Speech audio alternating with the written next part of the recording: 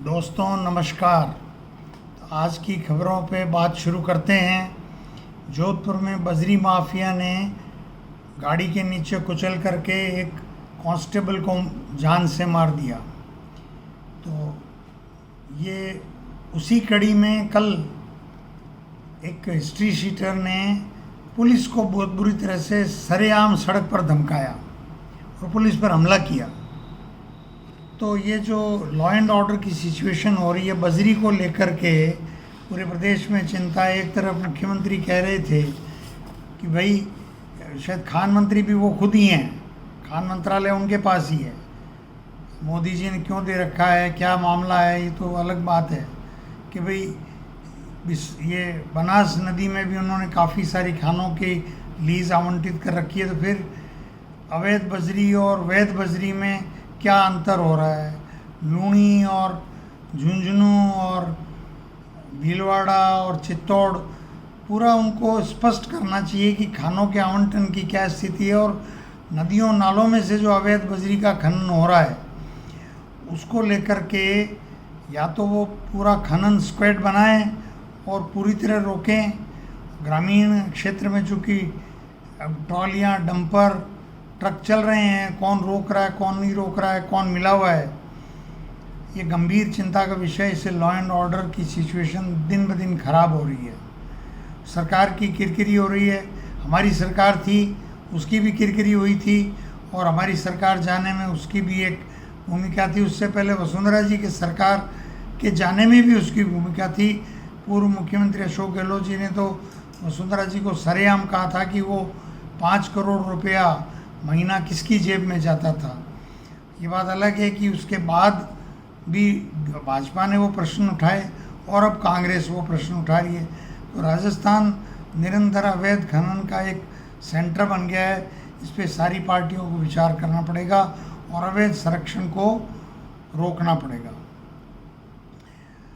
Export import को लेकर के जो मोदी जी का बयान आया कि भाई बटन पेन गणेश जी ये भी इंपोर्ट हो रहे हैं, उस पर भास्कर ने एक अच्छा विश्लेषण दिया है कि दुनिया भर के बाज़ारों में 20 साल से चीन का कब्जा है। बटन पेन पेंसिल चाक बोर्ड लाइटर खुशबू नोटबुक इवन हमारे जो ये सैनिटरी के जो सामान आते हैं वो ये सब जो पेपर नैपकिन आते हैं वो ये सब चाइना से आ रहे हैं। तो मेक इन इंडिया कब फलीभूत होगा भगवान जाने। नरेंद्र मोदी जी की आलोचना कर लो फेसबुक पे तो गालियाँ और सुनने को मिलती है। माधवी चुप जो सेबी की चेयरमैन थी जिन पर शेयर बाज़ार में अडानी को संरक्षण देने का गलत तरीके से संरक्षण देने का आरोप था, हिंडनबर्ग में लगाया था, उसमें लोकपाल ने उनको क्लीन चिट दे दी है।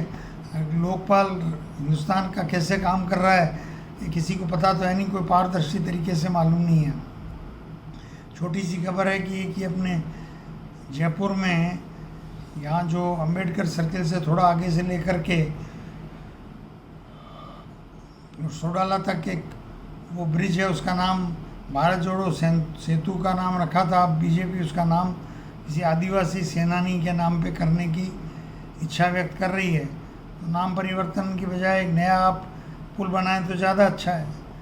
मुख्यमंत्री के बयान आए हैं सभी अखबारों में कि 5 जून से जल स्वावलंबन अभियान शुरू किया जाएगा।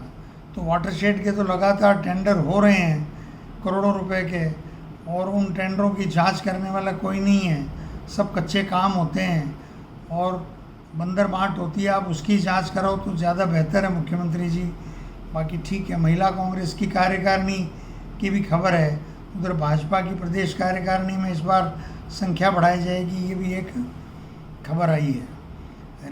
राइजिंग राजस्थान को लेकर के जो उद्यमियों ने बयान दिए हैं वो अखबारों में छपे हैं कि महंगी बिजली और महंगी ज़मीन के साथ हम राइजिंग राजस्थान को सफल नहीं कर पाएंगे। पाकिस्तान में जैश ए मोहम्मद ने चंदा उगाही शुरू करके 3000 करोड़ के चंदे का लक्ष्य रखा है। तो आप समझ सकते हैं पैसा किसके काम आएगा, भारत विरोध में काम आएगा। तो भारत को ये तो अब आपने युद्ध विराम आपका अमेरिका ने करा दिया, लेकिन भारत की जो एजेंसियां हैं, भारतीय सरकार जो भी एक कॉन्वेक्ट स्ट्रेटजी होती है उसको अपनाने में क्या काम कर रही है और किस प्रकार से इस तरह के आतंकवादी संगठनों को पे रोक लगाने के लिए क्या अंतर्राष्ट्रीय स्तर पर प्रयास करती है, ये तो अब देखने वाली बात होगी। एक बड़ी खबर है, लार्सन एंड ट्यूब्रो जैसी कंपनी जिसने की नई पार्लियामेंट बनाई और उपराष्ट्रपति का निवास बना रही है, सेंट्रल सेक्रेटेरिएट बना रही है, वो जो है उसको तो डिस्क्वालीफाई कर दिया महाराष्ट्र की सरकार ने। और मेगा इंजीनियरिंग जिसने सबसे ज़्यादा इलेक्टोरल बॉन्ड का खरीदे 960 करोड़ के, उसको वो ठेका देने जा रही है कई विकास कार्यों का। ये लोगों के गले नहीं उतर रहा है। मणिपुर के जो कुकी उग्रवादी हैं उनको बांग्लादेश पनाह दे रहा है। 30,000 वर्दियाँ जो हैं वो वहाँ पाई गई हैं उग्रवादियों की बांग्लादेश में। और ये इन्होंने भी अलग कुकी नेशनल फ्रंट बना लिया है। भारत सरकार को नॉर्थ ईस्ट पे जल्दी से जल्दी और ज़्यादा से ज़्यादा ध्यान देना होगा। लुधियाना से 4 लाख बिहारी जो हैं ऑपरेशन सिंदूर के डर से बिहार चले गए थे, वो वापस नहीं लौटे हैं। लुधियाना में इंडस्ट्रियल पूरा जो सिस्टम है वो एक तरह से ठप हो गया है। महीने भर की सैलरी एडवांस दे रहे हैं फिर भी लौट नहीं रहे हैं। एक खबर है, संपत्ति की ऑनलाइन रजिस्ट्री की शुरुआत भारत सरकार करने के लिए कदम उठा रही है। ये एक अच्छा कदम है, लोगों को रजिस्ट्रार के यहाँ परेशान नहीं होना पड़ेगा। अब इसके कोई दुरुपयोग होंगे वो सामने आएंगे। इसने ट्रंप जो राष्ट्रपति हैं अमेरिका के, उन्होंने हार्वर्ड में विदेशी छात्रों के नाम और देश मांगे थे, उसके विरोध हार्वर्ड में अमेरिकी छात्रों ने तख्तियां लेकर विरोध किया है। तो ये ट्रंप जो है वो गलत कदम उठा रहे हैं, इस पर अमेरिकी छात्र ही उनका विरोध कर रहे हैं। मुख्यमंत्री ने जिलों की बैठक ली थी, उसमें जयपुर जिले के अफसर सबसे ज़्यादा लापरवाह पाए गए। अब मुख्यमंत्री और मुख्य सचिव जिस शहर और ज़िले में बैठते हैं वहाँ के अफसर 17 रेड डिस्ट्रिक्ट्स के नाम आइडेंटिफाई किए गए हैं, उसमें जयपुर सबसे ऊपर है। बीकानेर की खबर है, अर्जुन राम मेघवाल जी ने लंबी चौड़ी अपनी फ़ोटो के साथ छपाई है। डूंगरगढ़ में पोटाश के डूंगरगढ़ और हनुमानगढ़ में 2 ब्लॉक आवंटित हुए हैं। मैं लगभग 13 साल से पढ़ रहा हूँ। 2011-12 में अशोक गहलोत मुख्यमंत्री थे, फिर वसुंधरा जी 5 साल रह ली, फिर अशोक गहलोत 5 साल रह लिए। पोटाश बड़े पैमाने पर राजस्थान में खनन होगा, खाद कारखाना खुलेंगे। आज 13-14 साल हो गए, कोई हमें तो दिखाई दे नहीं रहा। अगले कितने साल और लगेंगे ये मालूम नहीं है। हनुमान बेनीवाल ने कहा है कि केंद्र और राज्य की सरकारें मेरे फ़ोन टेप करा रही हैं। तो अब ये फ़ोन टेप तो भाई बात ये है कि किसी का प्रमाणित होना तो मुश्किल है। अब किसके नाम पे कौन करवाता है, अगर रिकॉर्ड नहीं रखो, सॉरी मैं आज काफ़ी परेशानी आपको दे रहा हूँ, तो अगर रिकॉर्ड नहीं रखो तो बोले हर फ़ोन टेप करो। कोई रिकॉर्ड, कर्मचारी तो नेताओं के दबाव में होते ही हैं, अधिकारी भी होते हैं। जीडीपी, एक आर्टिकल आया है पत्रिका में कि जीडीपी तो बढ़ी भारत की, चौथी अर्थव्यवस्था हो गई होगी जापान को क्रॉस करके, लेकिन जापान तो छोटा देश है, उसके बावजूद उनकी इतनी हाई जीडीपी है कि वो हमारे बराबर सी थी। हमारे प्रति व्यक्ति आय को पैमाना बनाना चाहिए।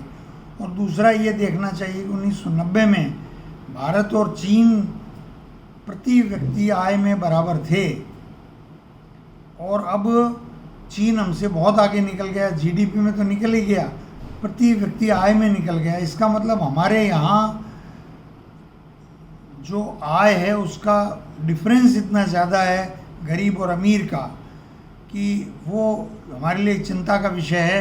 एक तरफ हम नक्सलवाद को या जो भी गरीब मांग उठाते हैं उसको हम कुचलने की कोशिश करते हैं, लेकिन इस बात पे ध्यान नहीं दे रहे कि गरीब की आय कैसे बढ़े। उसको मुफ्त गेहूँ देने से पार नहीं पड़ेगी, उज्ज्वला का सिलेंडर देने से पार नहीं पड़ेगी, बड़ी साफ़ सुथरी बात है।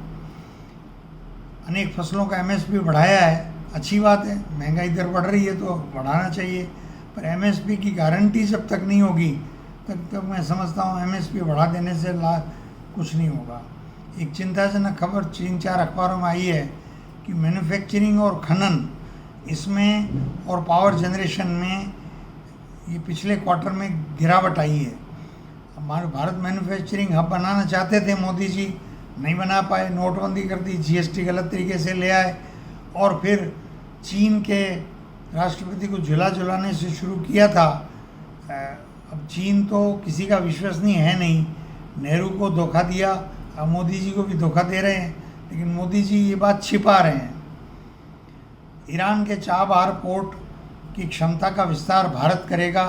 अभी चीन के जो सेनाध्यक्ष और प्रधानमंत्री गए थे, वहाँ के जो धार्मिक नेता खोमनई, उन्होंने उनको ज़्यादा लिफ्ट दी नहीं है, और चाबहार पोर्ट का अगर भारत विकास करेगा तो मनमोहन सिंह जी के टाइम शुरू हुआ था, पूरा भी हुआ काम, उसका और विस्तार होगा। भारतीय कंपनी उसको मैनेज कर रही है फ़िलहाल, तो ये भारत के लिए अच्छी बात है। ईरान जो है वो शुरू में उसने कश्मीर के बारे में कहा था कि मैं मध्यस्थता करूं, लेकिन भारत का रुख देख करके वो भी अब चुप हैं।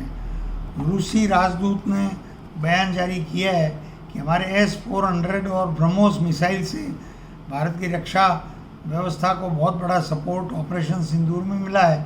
निश्चित रूप से एयर डिफेंस सिस्टम हमारा मजबूत था ही। मैं तो हमेशा कहता हूं कि अमेरिका और चीन भरोसे लायक देश नहीं है। आप उनके साथ स्ट्रेटजिक रणनीतिक संबंध रखें, लेकिन सच्चा दोस्त तो रूस ही है। 1971 की लड़ाई में हमारे साथ खड़ा था। चीन ने पाकिस्तान के लिए खजाना खोला, $3.7 अरब कर्ज चीन पाकिस्तान को देने जा रहा है। 3.7 अरब का मतलब हो गया $3700 करोड़। 3700 करोड़ पे आप लगभग 2 बिंदी और लगा लो तो आपका हो गया 3,70,000। इसका 15% घटा दो तो 3.25 लाख करोड़ रुपए का कर्ज चीन पाकिस्तान को देने जा रहा है। राजस्थान नगर निकाय चुनाव 15 नवंबर से 15 दिसंबर के बीच में होंगे, ऐसा स्वायत्त शासन मंत्री के हवाले से खबर आई है। अब ये सरकार तो न पंचायती राज के चुनाव करा रही है, न नगर निकाय के चुनाव करा रही है। ये अजीबोगरीब सरकार है। न तो इनको 73वें 74वें संविधान संशोधन की परवाह है, न इनको लोकलाज की परवाह है। अब ये किस प्रकार से शासन चला रहे हैं, इस बारे में तो जनता खुद ही देख रही है।